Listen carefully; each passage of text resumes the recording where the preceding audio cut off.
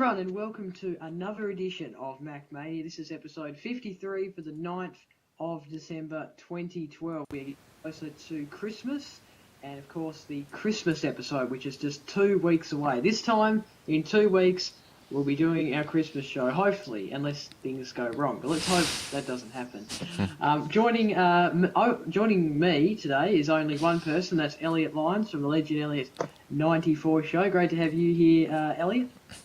Hello, good to be here. And all our other hosts are, I don't know. Mark's just decided to skip the show, and I don't know where Lee is, but if you remember him saying last week, he's going to try and be on every episode. It looks like that might not happen. Bit of a shame, really, because he said, if you remember last week, he said about a YouTube iPad app.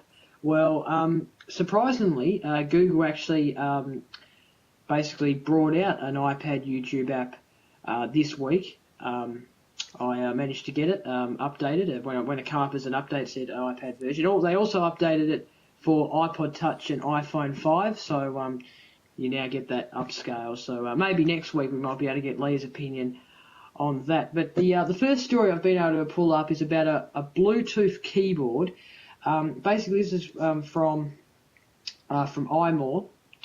Apple may be planning on offering support for Bluetooth keyboards at the long last when the next software update arrives for the Apple TV. A new Bluetooth menu has been found in the latest beta that allows you to pair Bluetooth keyboards to both the second and third generation Apple TV.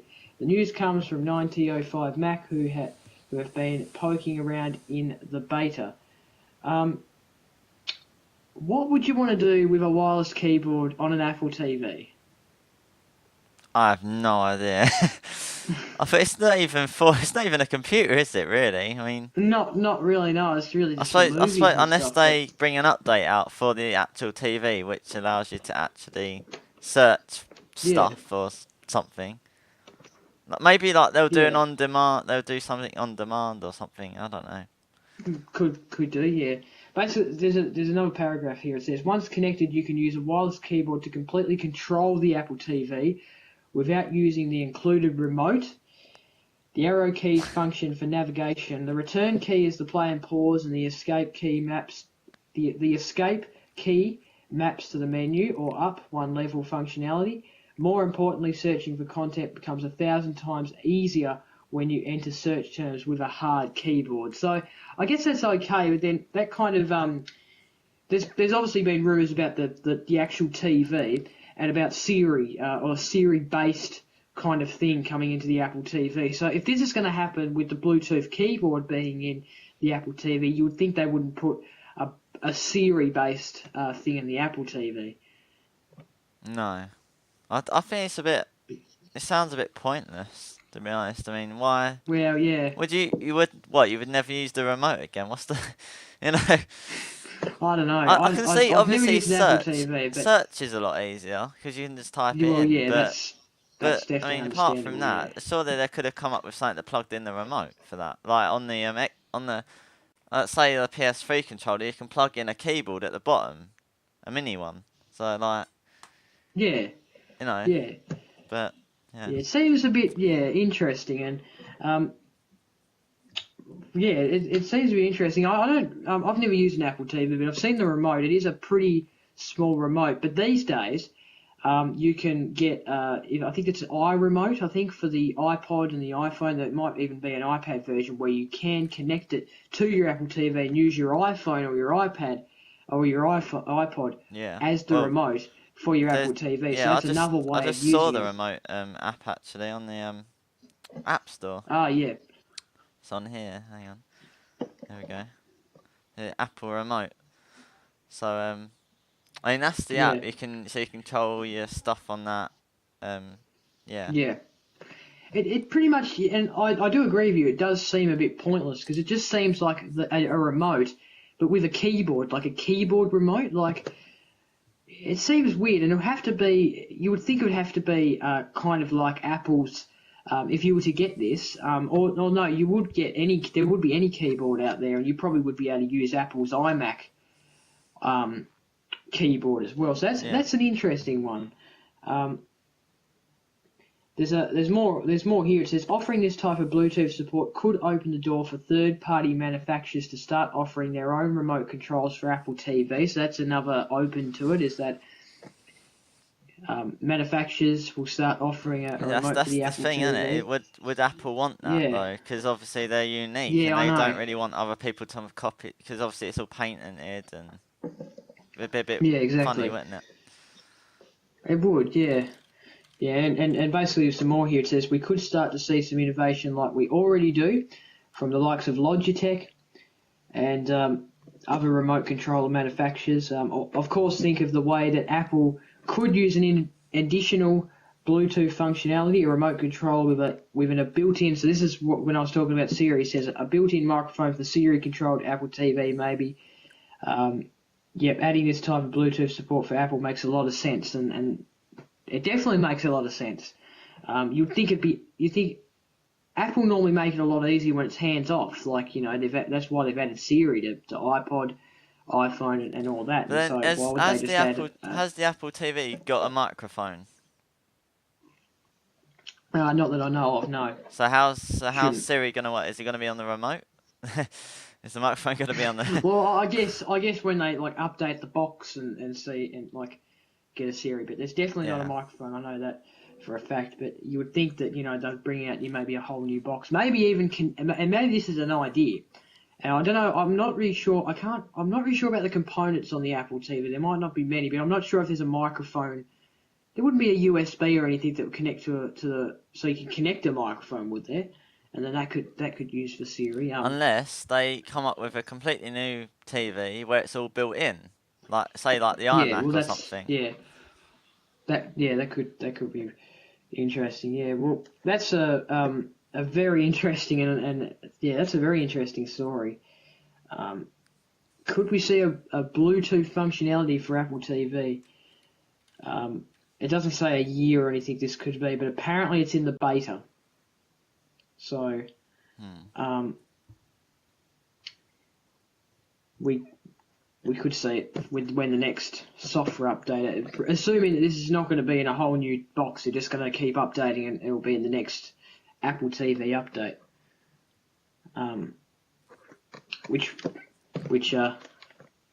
It just doesn't really make any sense to me. But anyway, moving on to just some more iTunes 11 stuff. You've had a week with it now, Elliot. How have you found iTunes 11 after a week?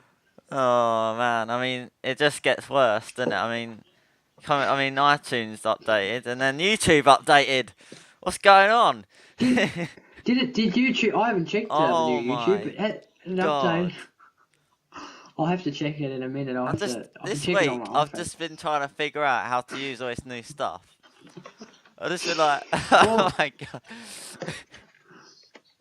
During the week, I had a friend, and he texted me and said, "Oh, how do you use? I shouldn't say news. How do you use the new iTunes 11?" He couldn't work out how to put his music. He wanted to put new music onto his iPod. But he couldn't work out how. I didn't have a clue because I really haven't experimented. So I said, "Do you see a sync button anywhere?"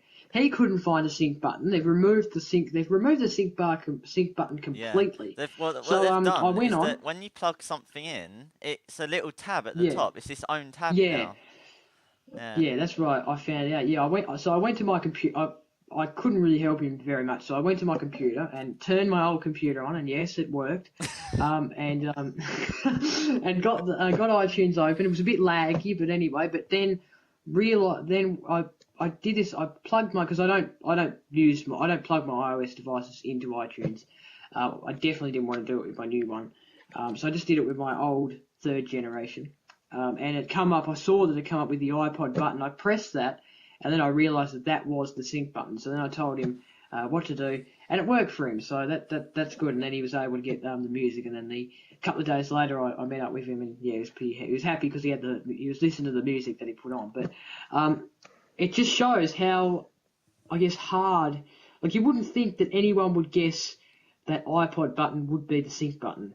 Do you think it'd be much more easier for that button or the same layout as last time in the last iTunes with that sync button visible saying sync. Yeah. Yeah. Yeah. I mean, yeah, I had to make a new, because they got rid of the music. Obviously, you get the music tab where it's the list. Yeah. But I like to have it I like to have a list of playlists, because I always swap around the playlists, like what I listen Yeah, to. now they've changed it So around. I had Yeah. to make a new playlist in the playlists tab of music. So, so I can just switch instead of going to different tabs every 5 seconds. So, yeah. Yeah, it's a bit annoying, and it's going to take a lot of getting used to for a lot of people.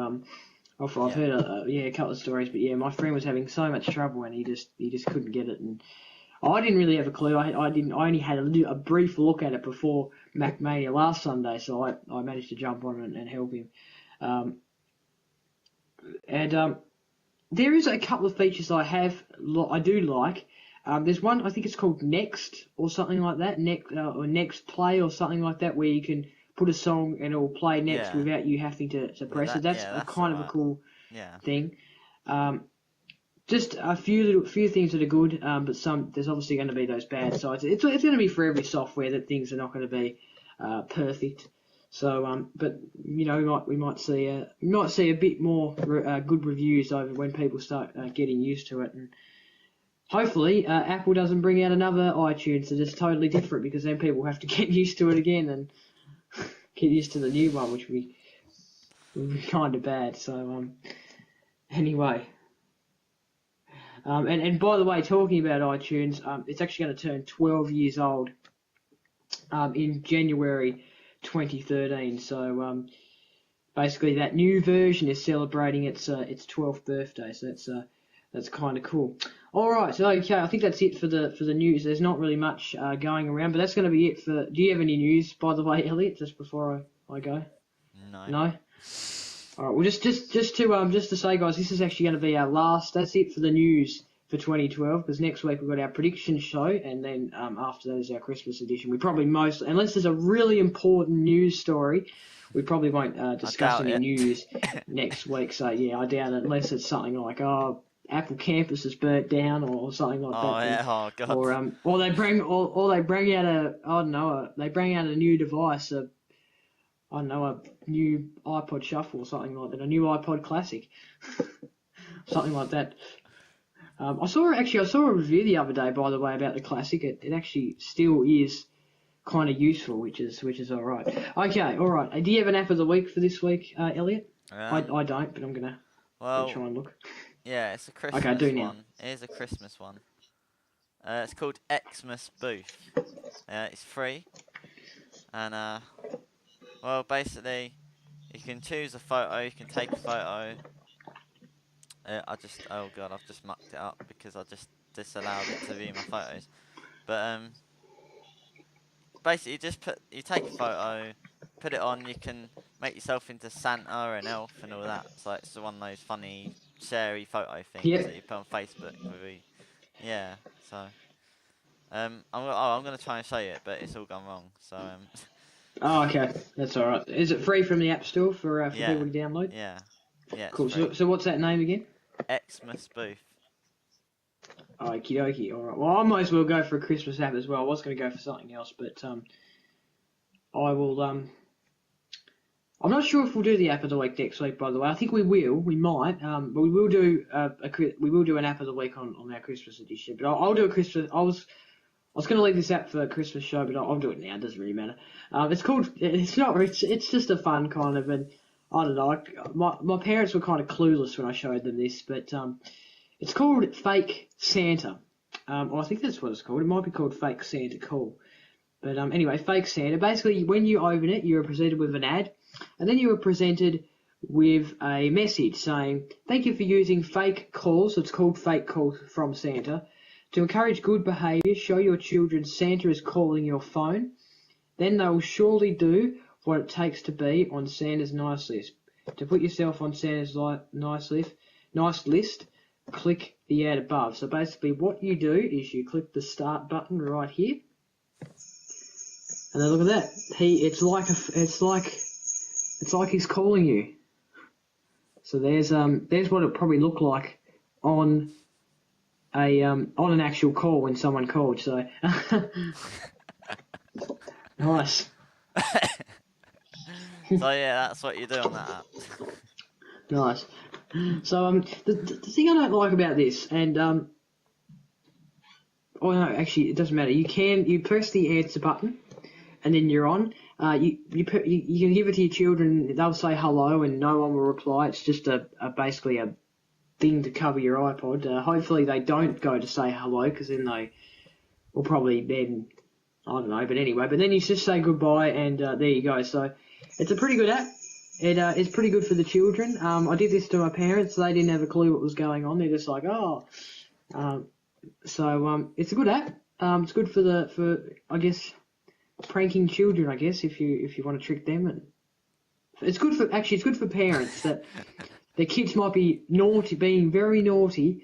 So just to show them that. And, MacMania supports pranking your kids. That'll be good. So that's the app of the week. It's free from the App Store. It's a good app, and I don't really use it. I'll probably delete it soon because it's not really any worth me having it. But that's my app of the week for episode 53 of MacMania for the 9th of December 2012. Okay, that's it. I'll go for the links. You can find us on Facebook and Twitter. Just go to facebook.com/MacMania71 or twitter.com/MacMania71. We've been tweeting and all that, so you can get in contact with us there. And just write on the Facebook or tweet us. Also, our website, I'm not sure if it's up. I still haven't checked, but it's MacMania71 MacMania71.weebly.com. I think it's still up. It might have been closed accidentally. I'll have to try and put that back up and maybe decorate it as a Christmas.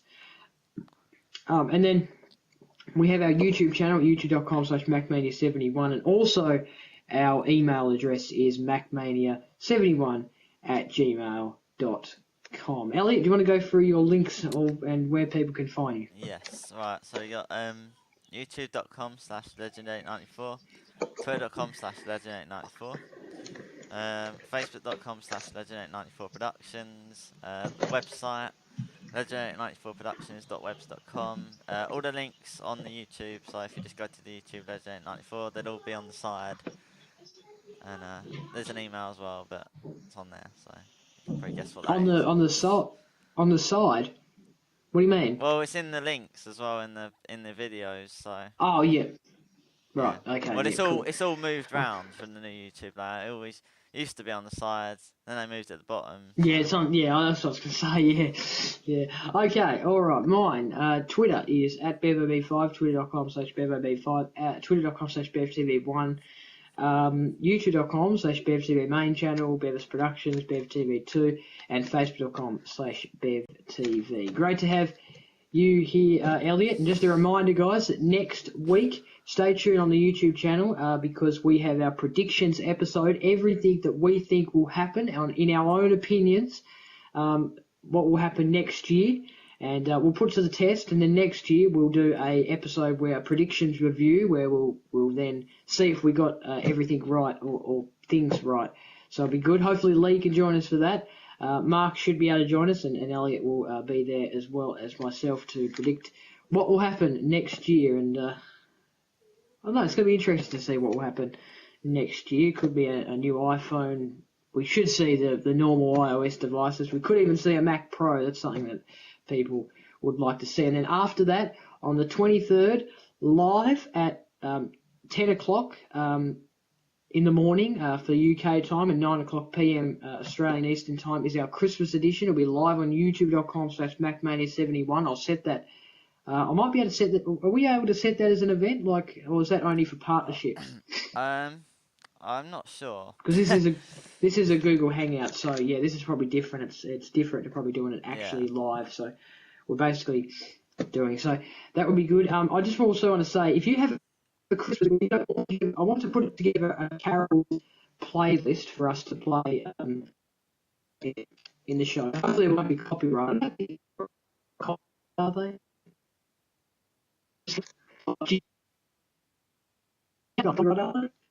Jacob, think so. you turned into a robot for a second there. Oh, did I? Yeah, it's like Oh, sorry. Oh, sorry. You don't think that carols can you hear me?